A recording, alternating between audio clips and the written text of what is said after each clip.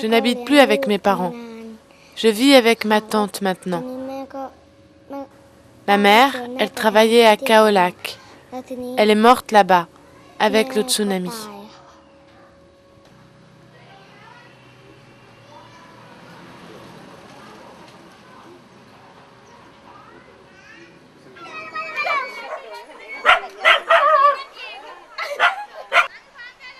Suite au tsunami, il y a des enfants qui se sont retrouvés orphelins, bien sûr, dont les parents sont décédés. Ils ont beaucoup rejoint leur famille élargie, on va dire des tantes, des oncles, des grands-parents, mais qui n'ont pas forcément les moyens financiers pour les accueillir, couvrir les frais de scolarité, etc. C'est dans ce domaine-là qu'on intervient, puisque la Croix-Rouge française prend en charge les frais de scolarité de ces enfants jusqu'à la fin de leurs études. Les enfants qu'on prend en charge ont entre 3 ans et 16 ans au moment où la prise en charge a été décidée. C'est un projet où la Croix-Rouge française interviendra jusqu'en 2020 à peu près.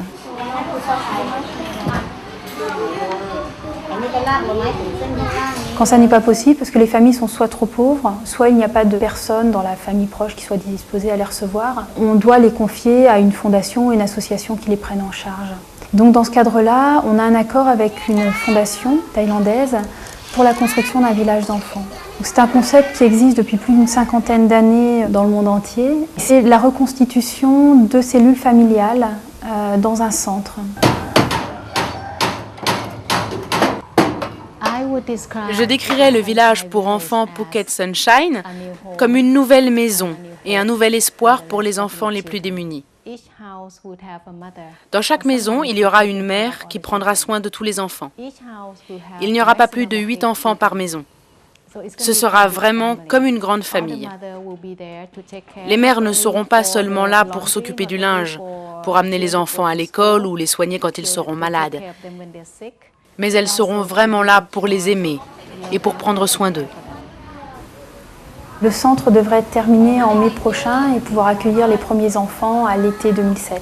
Il a la capacité à accueillir 144 enfants. On espère qu'il fonctionnera pendant très longtemps et donc il y aura plusieurs générations qui s'y succéderont. Et donc le nombre d'enfants étant dans ce centre devrait être amené à être beaucoup plus important.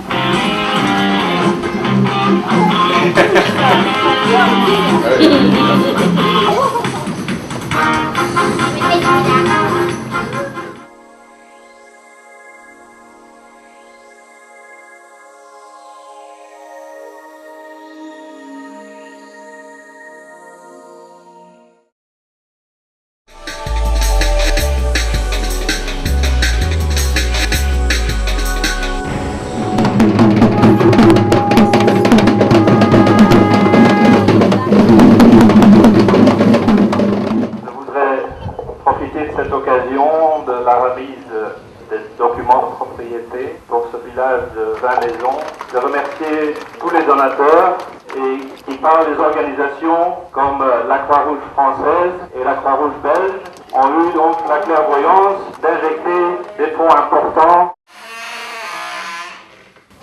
Après le tsunami, on a eu une période très dure. On n'avait pas grand-chose à manger, rien n'allait. On est très heureux aujourd'hui avec cette maison. Je n'ai plus peur maintenant. Ça me redonne le moral. Ce que je veux maintenant, c'est donner une bonne éducation à mes enfants, pour qu'ils réussissent plus tard et qu'ils deviennent des gens bien.